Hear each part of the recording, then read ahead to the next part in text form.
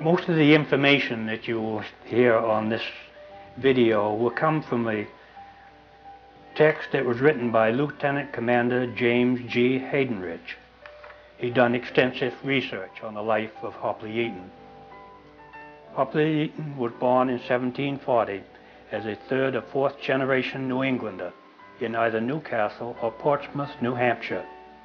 In 1730 and 1738 are also suggested as possibilities by various historians, but these are contradicted by other well-known facts and can therefore be disregarded. Nothing is known of his parents or other close relatives. Whether he was one of many children or an only child is nowhere recorded. Although large families were common in the 18th century, Yeaton seems to have been from a small family and may in fact have been an only child. It is known that his ancestors were among the earliest settlers in New England, having settled in Newcastle between 1630 and 1635. Yeaton's given name, Hopley, was apparently the family surname some 100 years before his birth. The origin of the name Yeaton is not entirely clear, but it was not a completely rare name in Old New England. His early years were spent in and around Portsmouth, the northernmost of the large seaports of the British colony of America.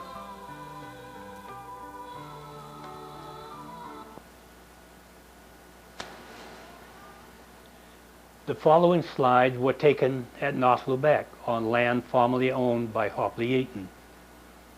In this scene, it shows the crew from the Coast Guard Academy digging up the remains of Hopley Yeaton to be transferred to the Coast Guard headquarters at New London, Connecticut. This scene is at the grave site, showing the Coast Guard boys digging the grave. Hopley Yeaton was the first commander of the Coast Guard Cutter Service, assigned by President George Washington. He and a group of 8 others were assigned to ships for the Revenue Service. This shows another scene back of the Peter Boyce house at North Lubec, where they're excavating the remains of Hopley Yeaton.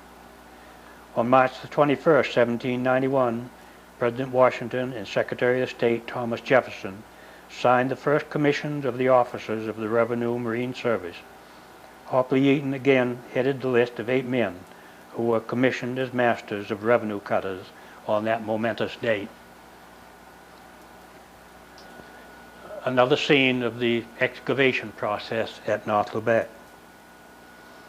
As Yeaton's new command was being completed on the Piscataqua River, Joseph Whipple wrote to Hamilton and asked him to choose a name for the new cutter.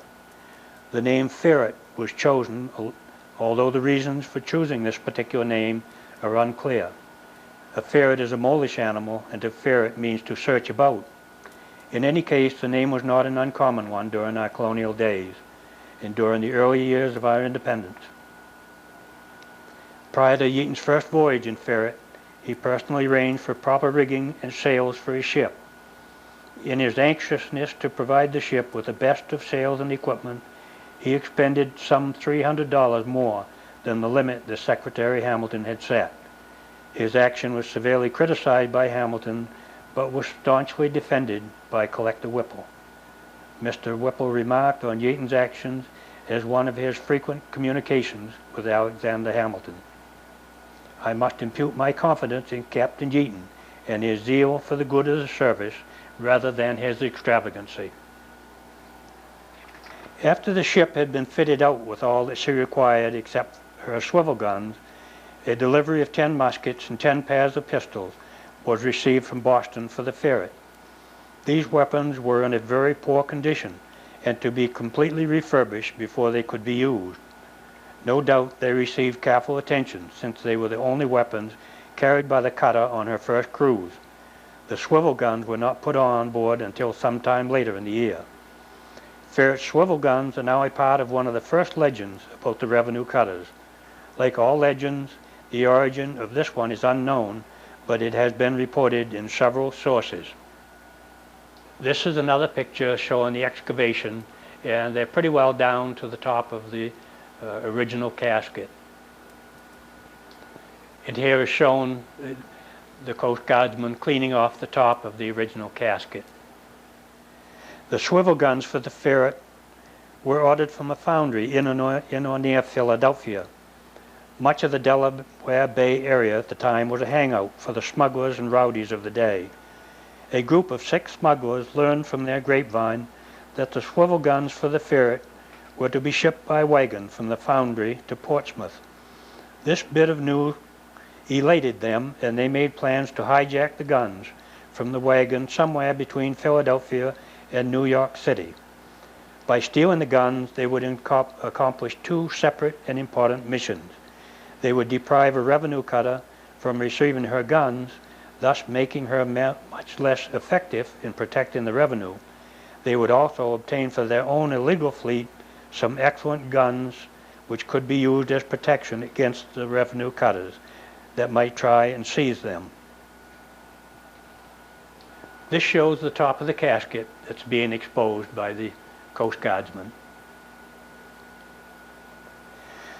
The Black Maria was a huge African American that worked at the foundry, and her strength was widely known and openly feared by those who knew her. The smugglers had not heard of her, and they surprised the wagons bearing the guns. Black Maria did yeoman service for the Revenue Marine Service that day. In short time she laid the would-be hijackers out cold in their tracks and proceeded on her way with no further interference.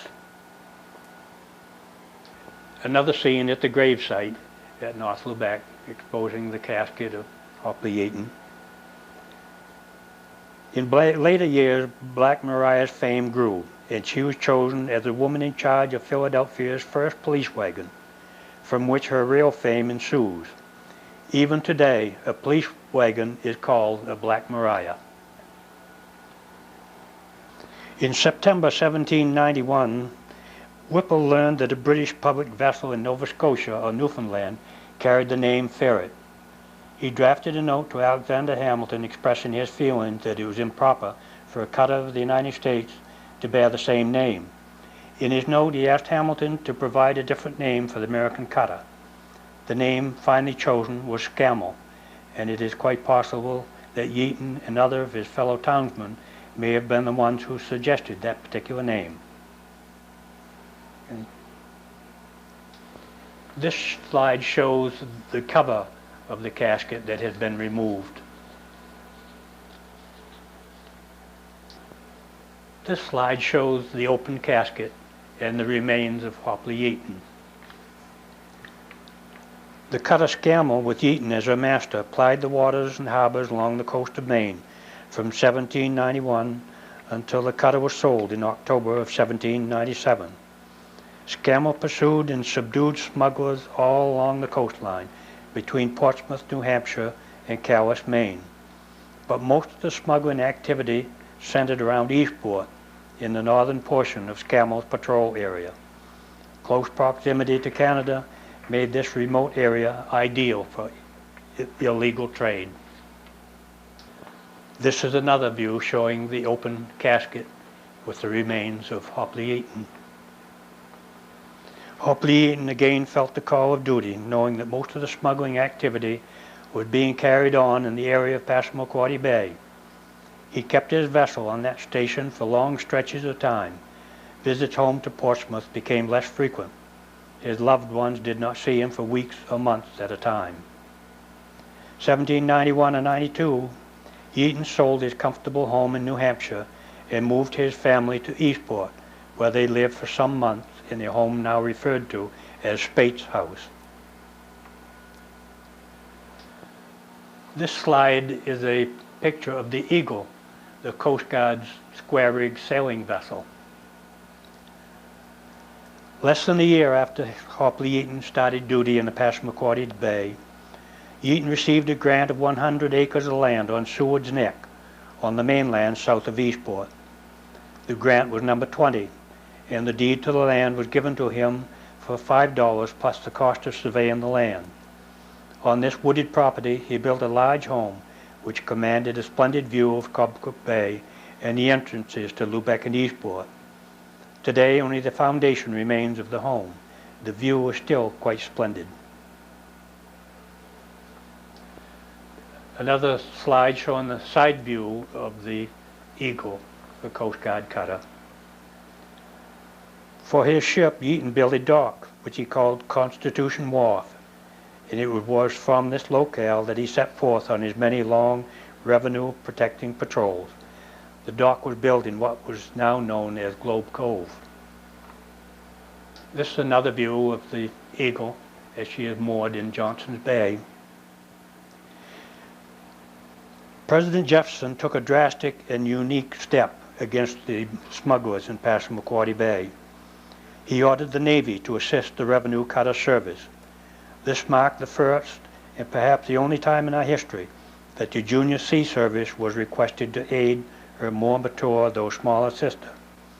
The USS Wasp, Captain Stephen Decatur, 2 other U.S. Navy ships sped to Passamaquoddy Station, and together with the 3 revenue cutters, they helped to win the battle against the defiers of American law. Smuggling activity dropped sharply, although there were still many who took great risk to make the large profits realized by successful smugglers. In this view, it shows the officers from the Eagle coming up the road from Globe Cove to the grave site to receive the body of Hopley Yeaton. One gang of the cutthroats in the smuggling crew slipped out of Eastport for Isle of Ho, a day's sail down the coast.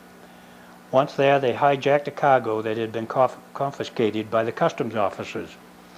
In the fierce battle that ensued, a collector's agent was shot through the head and killed.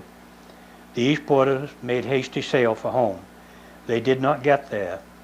Yeaton cracked on sail when he heard of the incident and took off after the killer crew in very hot pursuit.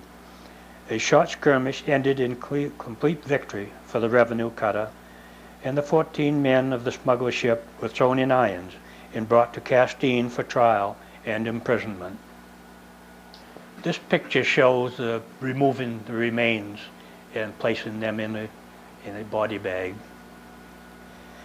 The last adventure of your Hopley Yeaton was perhaps the last battle for his country. Nearing 70 years old and in failing health after a fantastic life at sea, he submitted his resignation to the Secretary of Treasury in September 1809. Before he left the service, he made a fervent plea for the establishment of a lighthouse at West Quoddy Head. It was built in 1809, and the light that is presently on that site marks the easternmost point in the United States. This photo shows the remains as they've been removed from the grave site. On December 31st, 1809, Hopley Yeaton came ashore from his ship for the last time. His long life of service to his country was at an end. This shows the group of officers from the Eagle and the people who viewed the digging of the remains and the color guard with the casket in the background. In failing health in 1811, Yeaton made a petition to Congress for a small pension to help him in his last years. Life ebbed for the old sailor. On May the 12th, 1812, Hopley Yeaton died quietly in his home on Cobscook Bay. He was 73. Reverend Abbott attended his funeral on the 15th. This photo again shows the casket, flag-draped casket with the remains of Hopley Yeaton and the officers from the Eagle. Yeaton was laid to final rest near the southern boundary of his homestead in North Lubec. In this view, they have picked up the casket and started on their way down towards the Eagle. The Revenue Marine was the forerunner of the United States Coast Guard. Coast Guard has always honored Yeaton as its first commissioned officer. A Coast Guard cutter was named for him, and it saw much service until it was decommissioned in 1969. Yeaton Hall at the Coast Guard Academy in New London, Connecticut is named in his honor. The Coast Guard has good reason to be proud of its first captain, Hopley Yeaton served his country well. His life of duty, honor, and leadership represents the finest traditions of the service and is an inspiration to all who serve in the United States Coast Guard. This shows the Coast Guard cutter tied up at the pier at Globe Cove to receive the body of Hopley Yeaton. In the background is the village of Lubec. This shows the Coast Guard cutter on her way out to the Eagle with the body of Hopley Yeaton.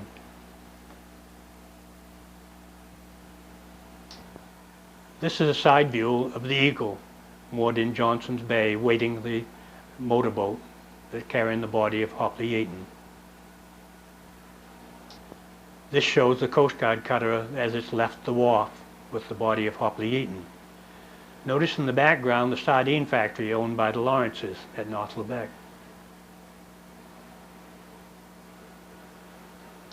This is a photo on board the Eagle looking up the mast at some of the rigging overhead. This shows the casket after it's been taken aboard the Eagle.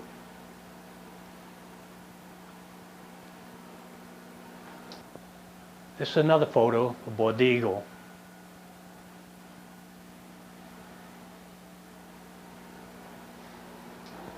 This is a view aboard the Eagle. We see here Mike Connors, the town manager, Arthur McCurdy, the Reverend Donald Stockford, and his wife, Mrs. Stockford. Another view aboard the Eagle. This is Pauline Bailey sitting there with the sign in back of her stating the name of the ship.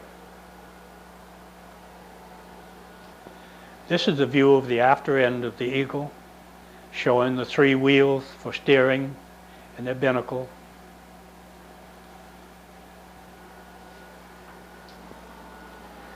This is another view aboard the Eagle. The gentleman here is Peter Boyce, who owns part of the property that formerly belonged to Hopley Yeaton.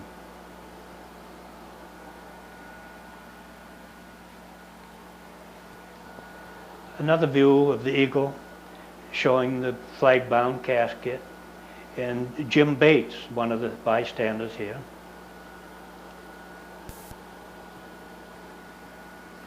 Another view aboard the Eagle. This is Pauline Bailey standing here by the mast, and over here is Cliff Morong and Shirley Morong.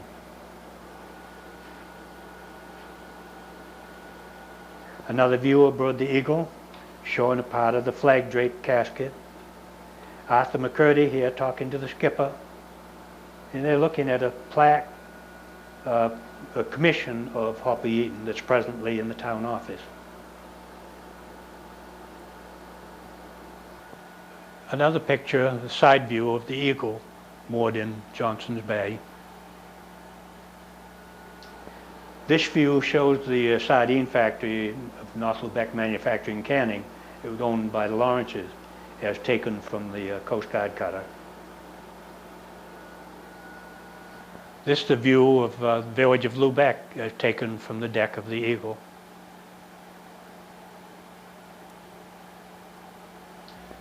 This photo was taken at Quoddy Head, where they're lowering the vault into the gravesite for Hopley Yeaton's casket. He was temporarily buried at Quoddy Head and then later exhumed and moved to Connecticut. This shows the vault as it's lowered into the grave with the casket inside.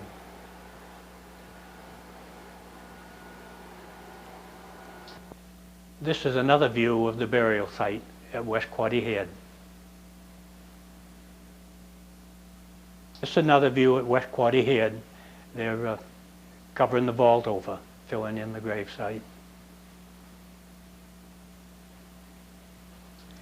Hopley Yeaton was soon forgotten by his country. His grave was marked by only a small stone for over 100 years. In 1924, the Daughters of the American Revolution erected a more proper gravestone on the burial place. It reads, "In memory of Hopley Yeaton, Esquire, who departed this life at Lubec on the 12th day of May, 1812, in the 73rd year of his age. A patriot of '76, a son of freedom and of order too, unawed by party, to his country true. No joys domestic, no love of life could cool his patriotic zeal in peace or strife, yielding his utmost aid with glory and success. The remains of Hopley Yeaton's wife still remain at the site at North Lubec.